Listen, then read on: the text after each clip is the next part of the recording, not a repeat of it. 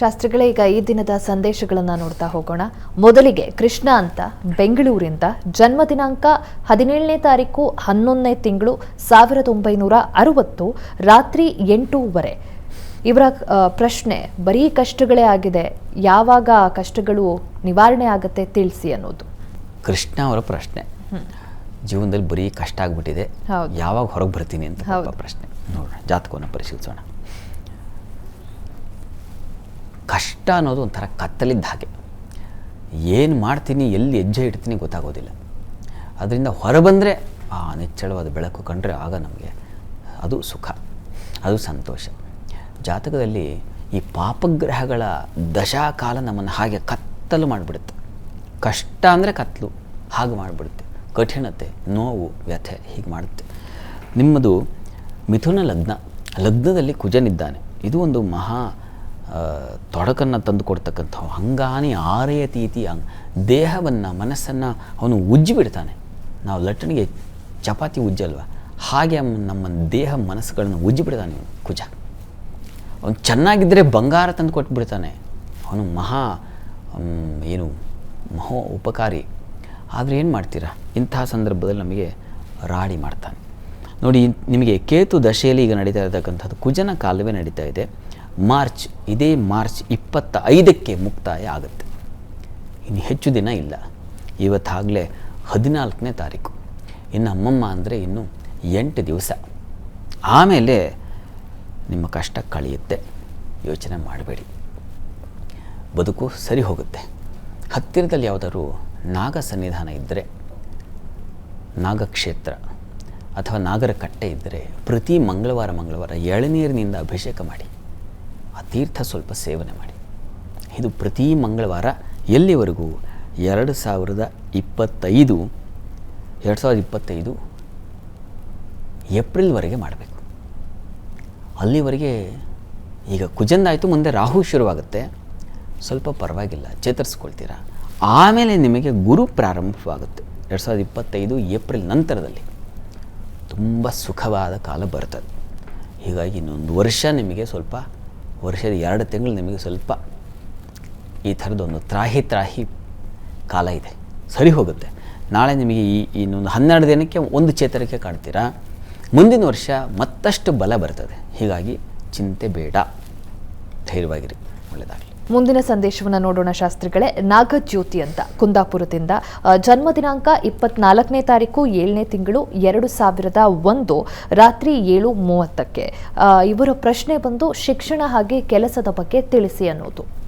ನಾಗಜ್ಯೋತಿ ಅವರ ಪ್ರಶ್ನೆ ಶಿಕ್ಷಣಕ್ಕೆ ಸಂಬಂಧಿಸಿದ ಹಾಗೆ ಅಲ್ವಾ? ಶಿಕ್ಷಣ ಹಾಗೆ ಕೆಲಸ, ವೃತ್ತಿ ಕೂಡ. ಜಾತಕವನ್ನು ಪರಿಶೀಲಿಸೋಣ. ನೋಡಿ, ತಮ್ಮದು ಮಕರ ಲಗ್ನ, ಲಗ್ನದಿಂದ ಪಂಚಮ ಸ್ಥಾನದಲ್ಲಿ ಶುಕ್ರ ಶನಿಯರಿದ್ದಾರೆ. ಶುಕ್ರನಿಗಿಂತ ನಿಮ್ಮ ಜಾತಕದಲ್ಲಿ ಬಲಿಷ್ಠವಾಗಿರ್ತಕ್ಕಂಥದ್ದು ಕುಜ. ಹೀಗಾಗಿ ಕುಜನಿಗೆ ನಾವು ಧಾತ್ವಗ್ನಿ ಪ್ರಹರಣ ಸಾಹಸೈಹಿ ಕುಜಾಂಶೆ ಅಂತ ಹೇಳುತ್ತೆ. ಕುಜ ಚೆನ್ನಾಗಿದ್ದರೆ ಅಥವಾ ಕುಜನ ಸ್ಥಾನದಲ್ಲಿ ಕರ್ಮಾಧಿಪತಿ ಇದ್ದರೆ ಅಂತ ಅರ್ಥ. ಅಂದರೆ ಧಾತು, ಮೆಟಲ್ ಅಂತೀವಲ್ಲ, ಅವುಗಳಿಗೆ ರಿಲೇಟೆಡ್ ಆಗಿರ್ತಕ್ಕಂಥದ್ದು. ಇನ್ನು ಕೆಮಿಕಲ್, ಮೆಕ್ಯಾನಿಕಲ್ ಇವುಗಳಿಗೆ ರಿಲೇಟೆಡ್ ಆಗಿರ್ತಕ್ಕಂಥದ್ದು, ಇಲ್ಲ ಪೆಟ್ರೋಲಿಯಂ, ಎಲೆಕ್ಟ್ರಾನಿಕ್ಸ್, ಎಲೆಕ್ಟ್ರಿಕಲ್ ಇವುಗಳಿಗೆ ರಿಲೇಟೆಡ್ ಆಗಿರ್ತಕ್ಕಂಥದ್ದು. ಇಂಥ ಕ್ಷೇತ್ರಗಳಲ್ಲಿ ನಿಮ್ಮನ್ನು ತೊಡಗಿಸ್ಕೊಂಡ್ರೆ, ಆ ಕ್ಷೇತ್ರಗಳಲ್ಲಿ ಅಭ್ಯಾಸ ಮಾಡಿದ್ರೆ, ಅವುಗಳಿಗೆ ರಿಲೇಟೆಡ್ ಆಗಿರ್ತಕ್ಕಂಥ ಇಂಜಿನಿಯರಿಂಗ್ ಅಭ್ಯಾಸವನ್ನು ಮಾಡಿದ್ರೆ ತುಂಬ ಚೆನ್ನಾಗಿ ಒಳ್ಳೆಯ ಹಣ ಸಂಪಾದನೆ ಆಗುತ್ತೆ. ಕೀರ್ತಿ, ಹಣ ಎರಡೂ ಸಿಗುತ್ತೆ. ಆ ಥರ ಪ್ರಯತ್ನ ಮಾಡಿ, ಚೆನ್ನಾಗಿದೆ. ಇನ್ನು ಪ್ರಸ್ತುತ ರಾಹು ದಶೆಯಲ್ಲಿ ಈಗ ತಮಗೆ ರಾಹು ಭುಕ್ತಿಯೇ ನಡೀತಾ ಇದೆ. ಈಗ ರಾಹು ಜಾತಕದಲ್ಲಿ ಷಷ್ಠದಲ್ಲಿದ್ದಾನೆ. ಸ್ವಲ್ಪ ಆರೋಗ್ಯ, ಸ್ಕಿನ್ ಅಲರ್ಜಿಗಳಾಗ್ತಕ್ಕಂಥ ಸಾಧ್ಯತೆ ಇದೆ. ಸ್ವಲ್ಪ ಹುಷಾರು. ನಾಗ ಕವಚವನ್ನು ಕೇಳಿಸ್ಕೊಳ್ಳಿ, ಅದು ಬೇಕು. ಉಳಿದ ಹಾಗೆ ಚೆನ್ನಾಗಿದೆ, ಆತಂಕ ಬೇಡ, ಒಳ್ಳೆಯದಾಗಲಿ. ಮುಂದಿನ ಪ್ರಶ್ನೆ ಶಾಸ್ತ್ರಿಗಳೇ, ರಾಮನಗರದಿಂದ ಕಾವ್ಯ ಅನ್ನೋರು ಕಳಿಸಿದ್ದಾರೆ. ಇವರ ಜನ್ಮ ದಿನಾಂಕ 28ನೇ ತಾರೀಕು 3ನೇ ತಿಂಗಳು 2004, ಮಧ್ಯಾಹ್ನ 2:15ಕ್ಕೆ. ಇವರ ಪ್ರಶ್ನೆ BA LLB ಆಗಿದೆ, ಕೆಲಸ ಹಾಗೆ ಮದುವೆ ಬಗ್ಗೆ ತಿಳಿಸ್ಕೊಡಿ ಅನ್ನೋದು. ಕಾವ್ಯ ಅವರ ಪ್ರಶ್ನೆ ಕೆಲಸ ಹಾಗೂ ವಿವಾಹ 2 ಪ್ರಶ್ನೆ ಕಳಿಸಿದ್ದಾರೆ. LLB ಮಾಡಿದ್ದಾರೆ. ನೋಡಿ, ತಮ್ಮದು ಕರ್ಕಟಕ ಲಗ್ನ, ಲಗ್ನದಿಂದ ದ್ವಿತೀಯದಲ್ಲಿ ಗುರು ಇದ್ದಾನೆ. ವಾಗ್ಮಿ ಭೋಜನ ಸಾರವಾಂಶ್ಚ ವಿತ್ತೇಧನಿ ಕೋವಿದ ಅಂತ ಹೇಳುತ್ತೆ. ಒಳ್ಳೆ ಊಟ ಸಿಗುತ್ತೆ ನಿಮಗೆ, ಒಳ್ಳೆ ಮಾತಿದೆ, ಊಟ ಬಲ್ಲವನಿಗೆ ರೋಗವಿಲ್ಲ, ಮಾತು ಬಲ್ಲವನಿಗೆ ಜಗಳವಿಲ್ಲ, ಜೀವನ ಸಾರ್ಥಕ ಆಗುತ್ತೆ. ಚೆನ್ನಾಗಿದೆ. ಹೀಗಾಗಿ ನೀವು ಲಾಭ ಮಾಡಿರೋದು ಚೆನ್ನಾಗಿದೆ. ಮತ್ತು ಲಾಭದಲ್ಲಿ ಲಾಭಾಧಿಪತಿ ಇದ್ದಾನಲ್ಲ, ಅದು ಲಾಭ ತಂದು ಕೊಡ್ತಾನೆ. ಹೀಗಾಗಿ ಚೆನ್ನಾಗಿದೆ. ಸ್ತ್ರೀಯರ ಪರ ಹೋರಾಟ ಮಾಡ್ತಕ್ಕಂಥ ಶಕ್ತಿ ಇದೆ ನಿಮಗೆ. ಗುರು ದಶೆಯಲ್ಲಿ ಈಗ ನಡೀತಾ ಇರತಕ್ಕಂಥದ್ದು ನಮಗೆ ಶನೈಶ್ಚರನ ಕಾಲ. ಈಗ ಶನೈಶ್ಚರ ನಿಮ್ಮ ಜಾತಕದಲ್ಲಿ ವ್ಯಯದಲ್ಲಿದ್ದಾನೆ. ಈಗ ಸ್ವಲ್ಪ ನಿಮಗೆ ಕಾಲ ದಾಟಬೇಕು. ಅಪ್ ಟು ನಿಮಗೆ 2026 ಫೆಬ್ರವರಿ, ಅಂದರೆ ಇನ್ನು 2 ವರ್ಷ ಸ್ವಲ್ಪ ಸಮಾಧಾನ ಬೇಕು. ಪ್ರತಿ ದಿವಸ ತಪ್ಪದೆ ವಿಷ್ಣು ಸಹಸ್ರನಾಮ ಹೇಳ್ಕೊಳ್ಳಿ. ಮತ್ತು ವಿವಾಹ ಬಾಂಧವ್ಯ ಏರ್ಪಾಡಾಗಬೇಕು ಅಂದರೆ ಶನೈಶ್ಚರ ಶಾಂತಿ ಬೇಕು. ಹೀಗಾಗಿ ಶನೈಶ್ಚರ ಶಾಂತಿ ಮಾಡಿಸಿ. ಒಂದು ಶನೈಶ್ಚರ ಶಾಂತಿ ಮಾಡಿಸೋದು ವಿವಾಹ ದೃಷ್ಟಿಯಿಂದ ಅನುಕೂಲಕ್ಕಾಗಿ.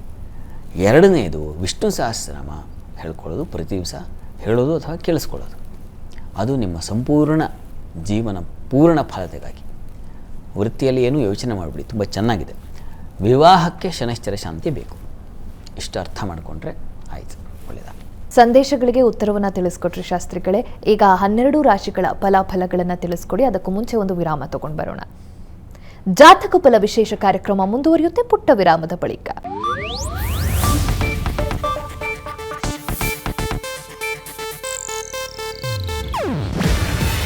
ಇದು ಏಷ್ಯಾನೆಟ್ ನ್ಯೂಸ್ ನೆಟ್ವರ್ಕ್ ಪ್ರಸ್ತುತಿ. ನೀವು ನೋಡ್ತಿದ್ದೀರಾ ಏಷ್ಯಾನೆಟ್ ಸುವರ್ಣ ನ್ಯೂಸ್.